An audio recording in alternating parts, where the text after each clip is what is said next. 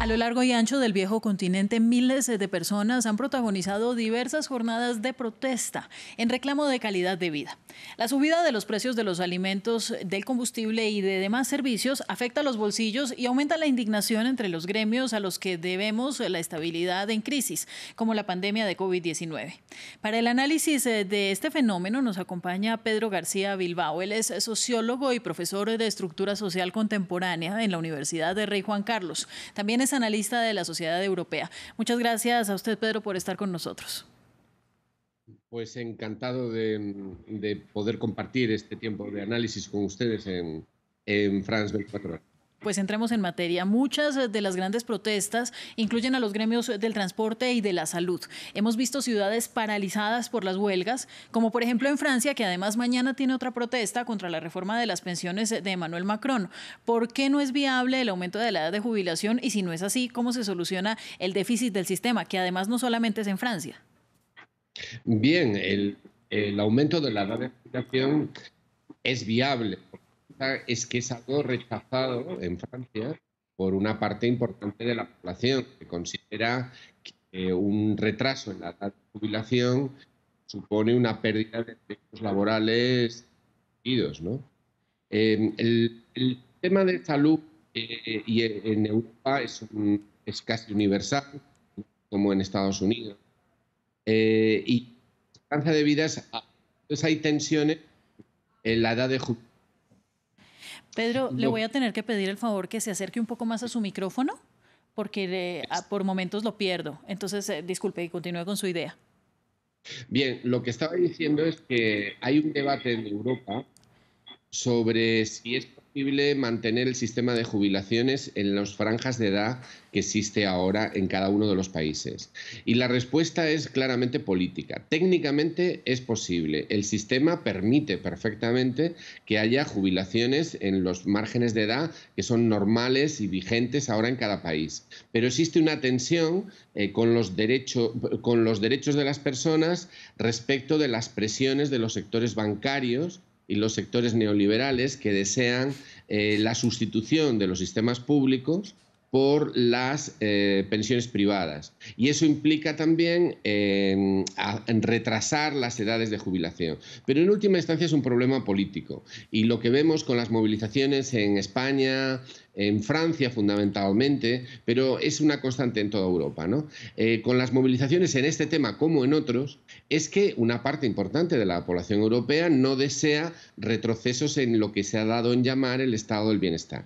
Ahora, esta crisis tiene que ver mucho con la falta de fuerza laboral, que es a su vez otra crisis también en varios países europeos y que está pasando, por ejemplo, muy claramente en Reino Unido. Maestros y trabajadores de la salud prefieren renunciar y en muchos casos migrar a otros países ante lo que consideran un salario que no les permite llevar una vida digna y que no crece a la par de la inflación. En Reino Unido es un caso especial además porque es la única gran economía del mundo que no ha podido recuperar sus niveles prepandemia y en esta situación, pues entonces, ¿cuál es la salida aparte de salir a protestar?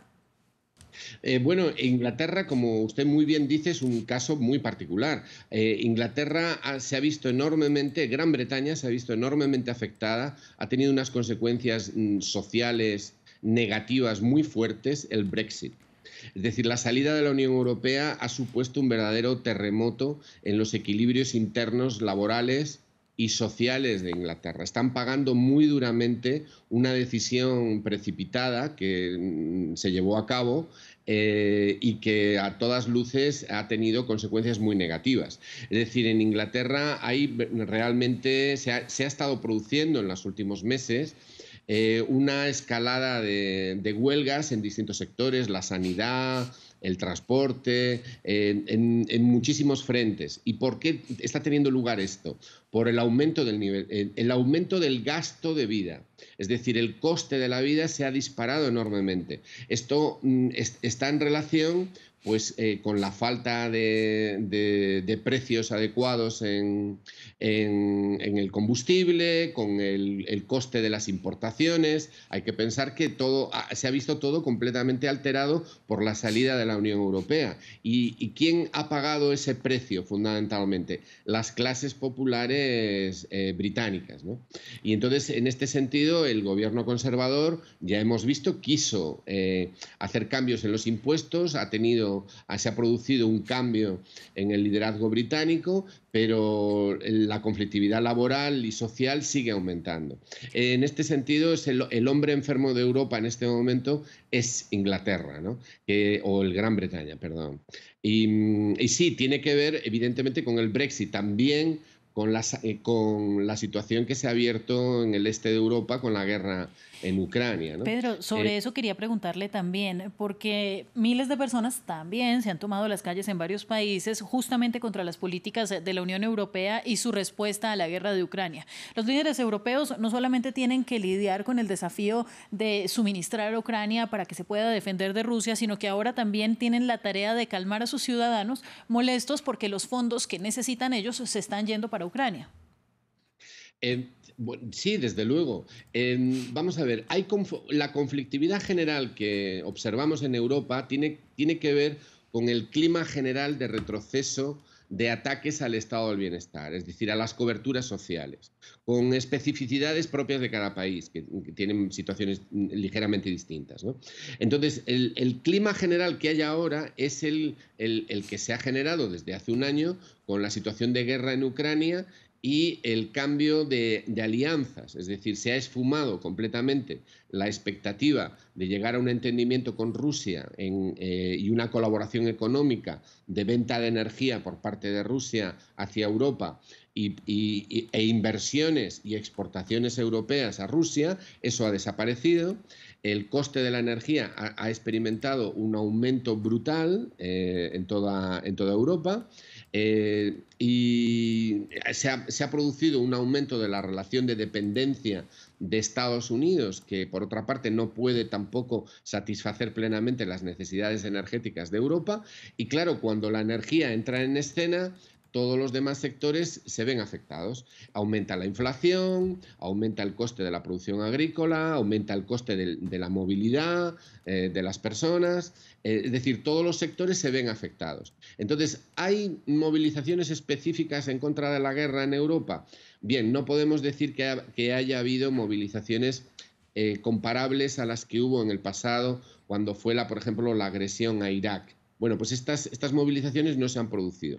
Ha habido movilizaciones puntuales, actos de protesta, etcétera, en contra de la situación de guerra. O, por ejemplo, cuando fue la cumbre de la OTAN en Madrid, pues hubo una gran movilización puntual de aquel día.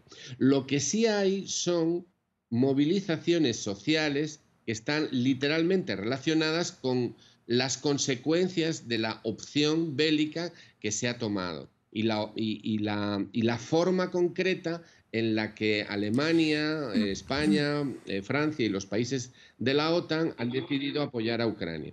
Esa forma concreta implica traslado de inversiones hacia el sector bélico, hacia la parte bélica, inversiones en armamento, sí, pero también, sobre todo, lo que implica es aceptar que el principal proveedor de energía va a ser Estados Unidos, a unos precios completamente distintos a los que había, por ejemplo, pues hace un año. Y claro, eso va a tener consecuencias sociales, evidentemente.